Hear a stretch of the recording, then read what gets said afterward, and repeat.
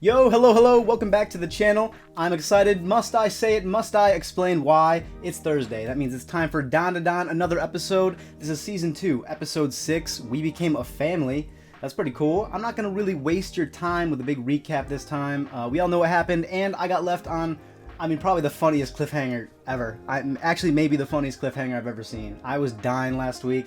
I've been waiting for this. I'm so ready. So let's just hop into it. All right, be sure to like the video, subscribe to the channel. All right, drop a comment under this video. Let me know your thoughts, things that I might have missed. That happens sometimes. The show's pretty crazy.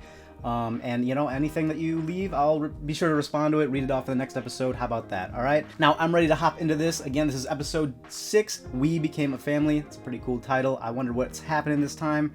We're fighting Jiji. Let's go. I'm so ready. I really do get so happy when Thursdays roll around. I get so excited because this show's really become like kind of special to me, man. Like, not gonna lie, I love this show. Oh, we're gonna do this again? Oh, right at the explosion. Okay. Oh yeah, the water. Damn it! I thought we were hopping right into it, man. I thought we were. Whatever. She exploded the house.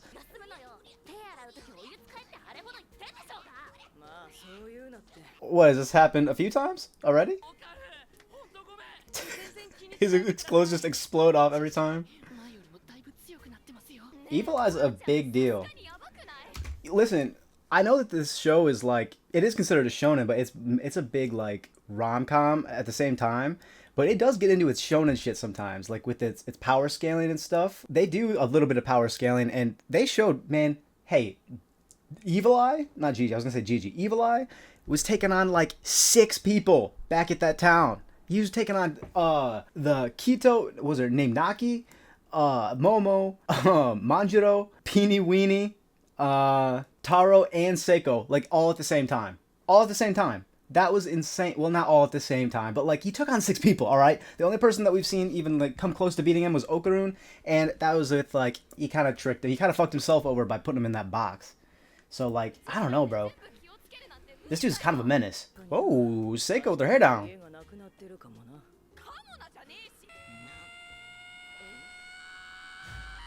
What was that? Oh, these guys are in the OP.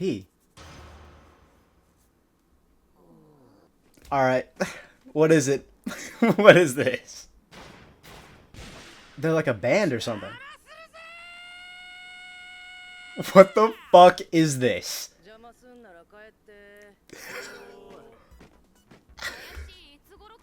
Oh, is that them? They're doing the ritual?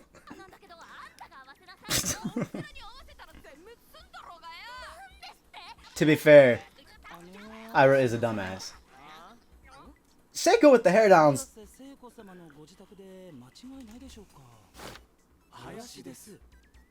This is definitely not what I had in mind.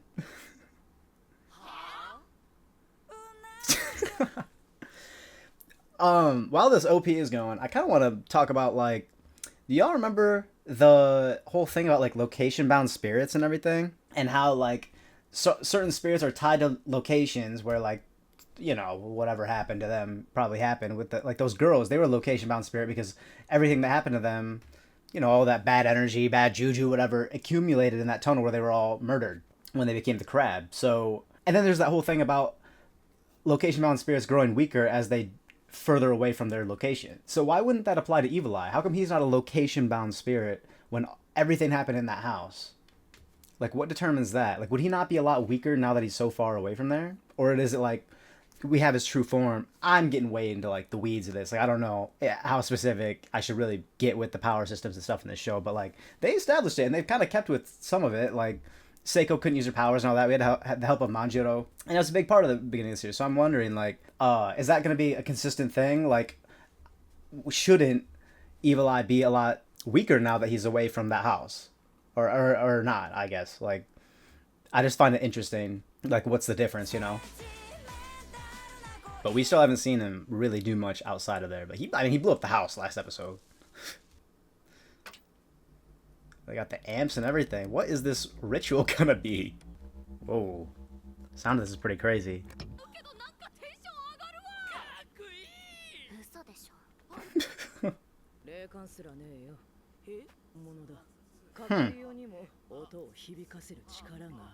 Weird.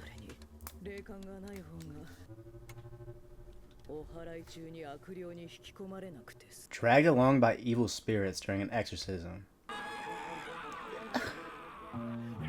No speaking.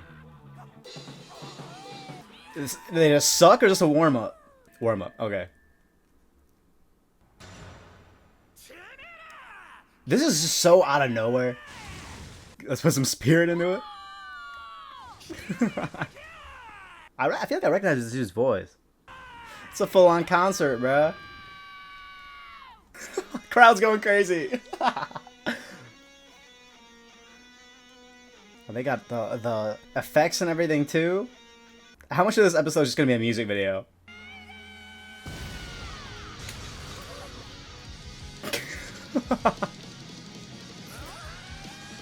Let's go! Exercise his ass. Not my kind of music at all. I'm more like Aira here, I'm not gonna lie.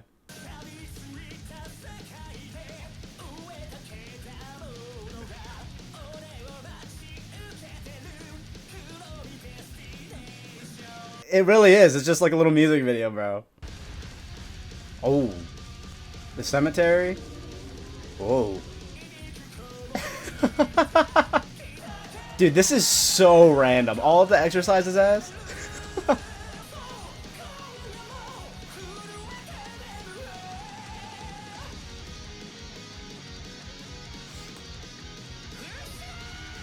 It's working. Alright.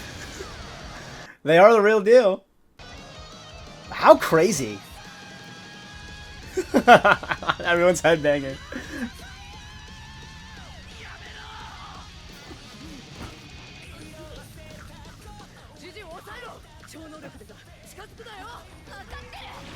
I guess it's working, yeah.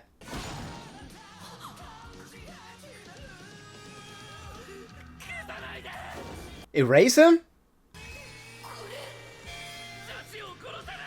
Is that what's happening? We're killing him? Oh yeah, she's getting the memories just like with Aira's thing. With the Silky.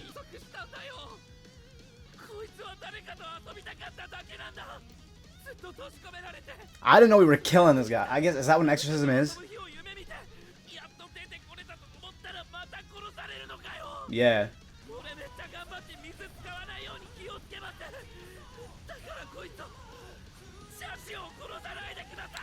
I mean, that we can't do that though. We gotta come to some sort of agreement with Evil Eye. We gotta get him to see the good side of humanity. Or something. Dude, the music's so hype, but this is like sad. Are we stopping?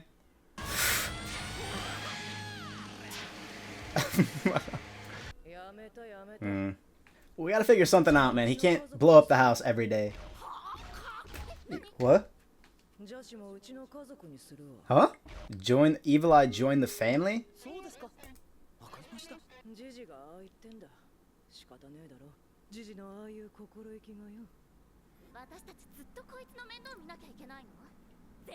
Like he's just like we're just accepting him? Is that what she means?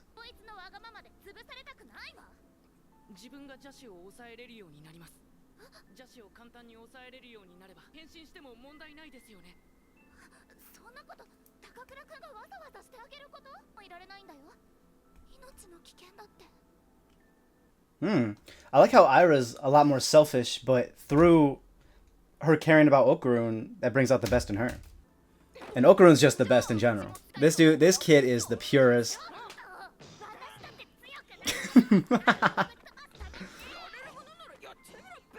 Alright, babysitting Evil Eye.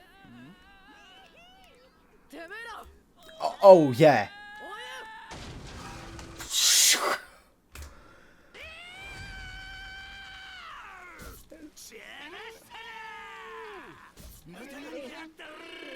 Are we gonna see these guys again?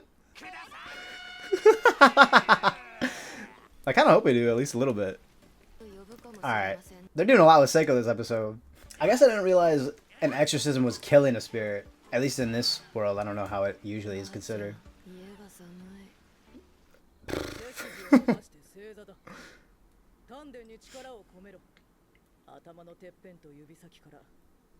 Oh, the thing.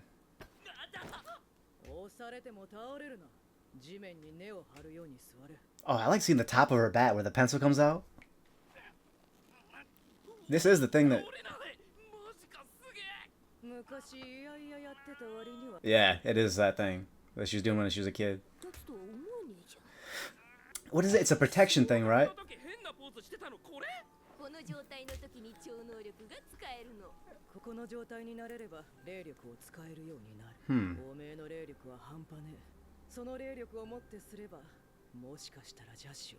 Oh, okay. Really? Can he do it? Would that make him... How strong would that make him compared to, like, Momo? I don't know why I'm caring about, like, the power scaling so much in this episode, but, like, she can hold back... She used to be able to hold back Turbo Granny. In Okarun, you know. Yo, he fucked this place up. Why is this so eerie feeling? I like the bedhead.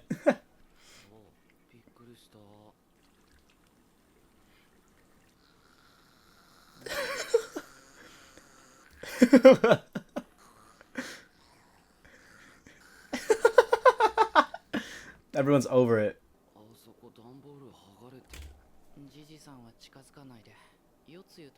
Dude, this is so... This would be so annoying to try to, like, pay attention to.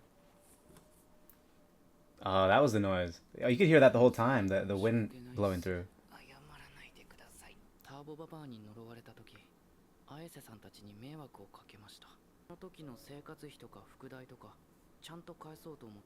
Oh yeah, she was paying for his new uniforms.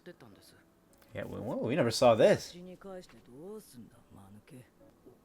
I love this track, by the way. Is this new to this season?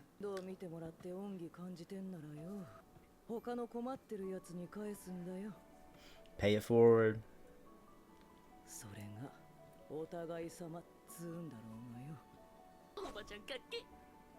Damn straight.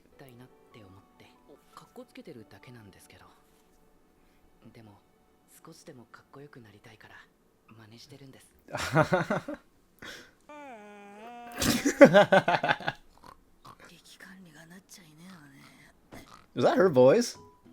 Dude, she sounds different all the time. Morning routine for the pretty soldier or whatever she calls herself. Oh, we're getting the whole deal. Yeah, we really are doing all the kind of the sleepover stuff, man. Very slice of lifey this episode.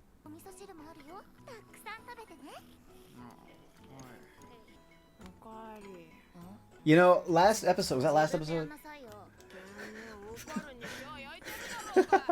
Last episode when Momo brought up the sleepover and her and Okarun's reactions to it, you know, they had those funny reactions. I thought it was like, you know, teenagers being horny and having like improper thoughts or whatever, but I didn't realize that the two of them probably never had friends that to like hang out with like that, to go sleep over at their house. It's probably a first for Aira as well, because she never had like real friends.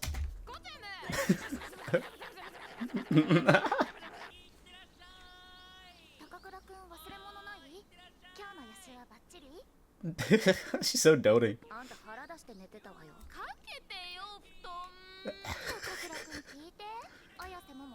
Jiji's still going. Motivation, courage, sincerity.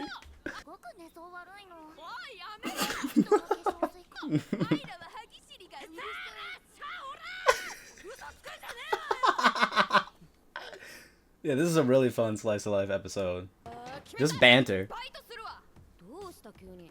A job?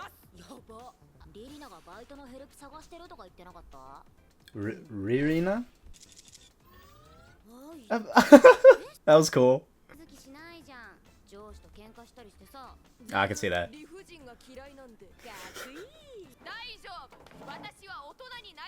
I have grown up. Broke ass teenagers, bro. Get a job.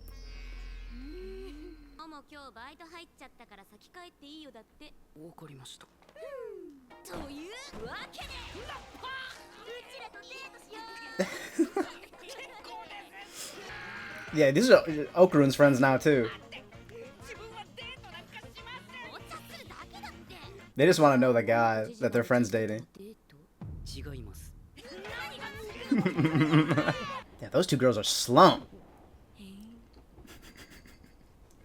Date against his will.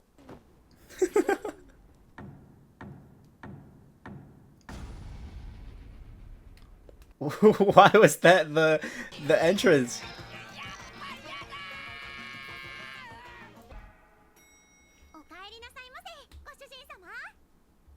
Oh, okay. Yeah. I thought so. Maid cafe. This dude's head's about to explode, man. Dude, of all jobs, I could not see her doing this.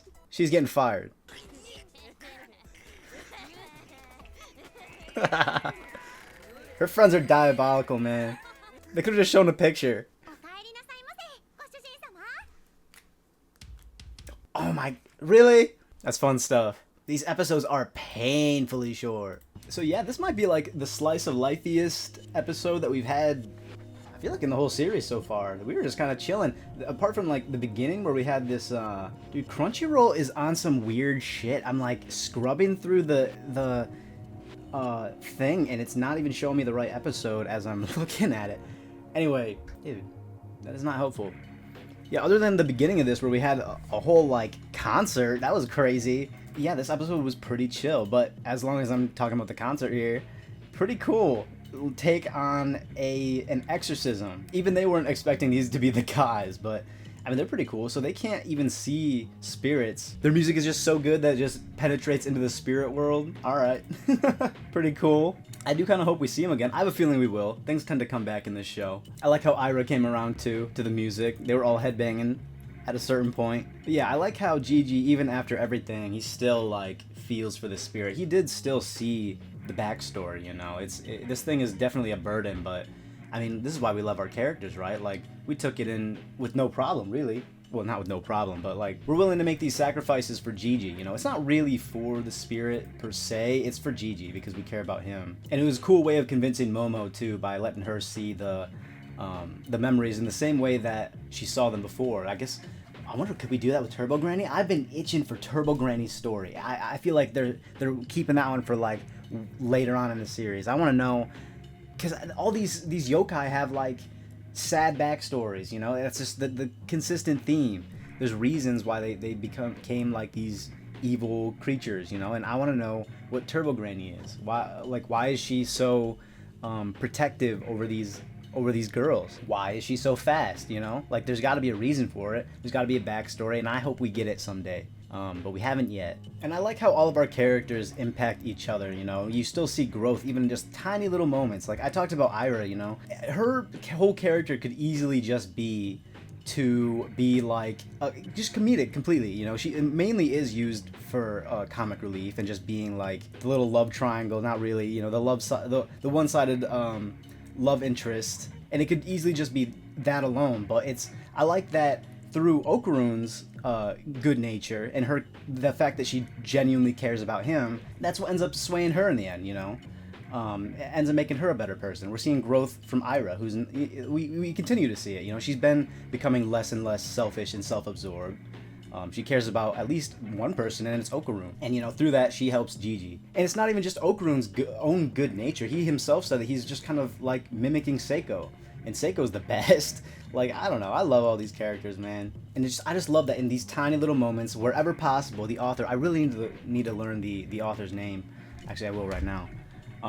We still see progression from their characters. They're never stagnant. Like, I love the efficient writing. There's just, like, any possible moment to further develop these characters, the author takes it, and I like that a lot. Yukinobu Tatsu. Okay, cool. Okay, I'm reading a little bit of the lyrics. I didn't get all the lyrics while they were singing, but there is, I think, doesn't Evil Eye have to do a lot with jealousy, which would make sense, you know, the jealous of the kids who were able to play and he wasn't. And I see some of the lyrics of the song are talking about that. And it gives all of our characters a reason to try to level up and become stronger, you know. Typical shonen style, let's get stronger. So it's good in all aspects. Lots of things happening here. A lot of things, and I like things. I'm gonna be honest, I really thought that we'd have the The whole evil eye thing solved by now. Like this is a long arc with this evil eye threat. I didn't think that it'd be such a big. I mean, it's been a big deal, but I didn't think we'd be dealing with it for this long. Like I thought that this whole water thing would be kind of solved by now, but like we're really still trying to handle this while following the rules of hot water, cold water. I really thought that was gonna be a temporary little inconvenience, but we're sticking to it. And I'm sticking to my whole theory. I've said it a million times that we're probably going to come to some sort of agreement with Evil Eye. Maybe he'll see the friendship at work in this episode and get an idea of what it's really like to have real relationships, and he can experience it along with Jiji. Maybe. I think that would be really sweet and on brand for this show. But they could do anything. It's so pointless to try to predict Dandadan. Okarun saying he just wants to look cool, so he's mimicking Seiko. Seiko is cool, but I think he's still cool for wanting to do that in the first place, man. This kid is the purest of all time. He's the best. We love Okarun. He's a cool kid. Kindness is cool, man. And I love just taking the time to watch Aira's whole morning routine. It's very cute. It's such a big part of her character, her looks. So we get to see that. This whole place is so fucked up. This house is genuinely just taped together. It's hilarious. And so I guess Gigi's just not going to school in the meantime, like while they're trying to figure this out. That makes sense, you know? It would be so stupid if he was going to school still while this is going on. And it showed a girl at some point with pigtails. She kind of looks like she's got I don't know, she kind of looks like she's got like a real actual character design, you know? I mean, some of these characters look kind of distinct in the background, but she looks like she's got a little bit more sauce on her, so I don't know. And she's even got like a different, well, I don't know, I know sometimes the year you're in dictates like certain things, like the what do you call that, the little bow on their uniforms. So maybe it's nothing, but there was a little shot of this girl with glasses looking at Okarun with the pigtails. I wonder if she's going to be a character, and I wonder why she had that kind of reaction to Okarun being dragged away by those girls. Maybe people are just taking notice of all the attention he's getting from girls lately. I don't know. Yeah, she looked worried. These girls looked worried. Oh, I guess everybody was. They were like recording. Oh yeah, never mind. Everybody's recording. I missed all this, dude. Everybody's just recording this geek with two cuties on his arms, on both arms. Momo's friends are diabolical, man. They're demons. They could have just shown a picture or something. This is like the worst job I could have possibly imagined for Momo. She's getting fired again. She's losing this job. There's no way. She does not have the personality for this. A maid cafe? I honestly expected a little bit bigger of a reaction from, I don't know, he's kind of, never mind. That dude might not be okay next episode. Next episode! Get out of here, man. Why are these so short? This is like the shortest. They feel so short. It's crazy. It's like no other show I've ever seen. I must love it that much. Also, I think I just saw that girl with the glasses in the ending. And I try not to watch the ending for that kind of reason. But so she might be an actual character, but I don't know nothing about her. So listen, I'm ready to see the next one. Thank you for watching. Alright, that's about all I have to say for this one. I loved it. I love these characters. You know how it is. But yeah, I'm real excited for next week. I don't know, it looks like we might just be hanging out in like a maid cafe next time. I don't know what's happening next, but I'm ready for it. Alright, I'm cool with whatever. Anything the show throws at me, I'm down for. It's such a good time. But yeah, alright, so I'll see you next time. Be sure to like the video, subscribe to the channel if you want to see more from me. If you want to help support these, drop a comment. I'll read it off in the next one. Anything that I miss, things you'd like me to know, of course, it's all okay. I appreciate it all. I appreciate hearing from y'all. But that's all I got. So, peace out, and I'll see you. Alright, take care.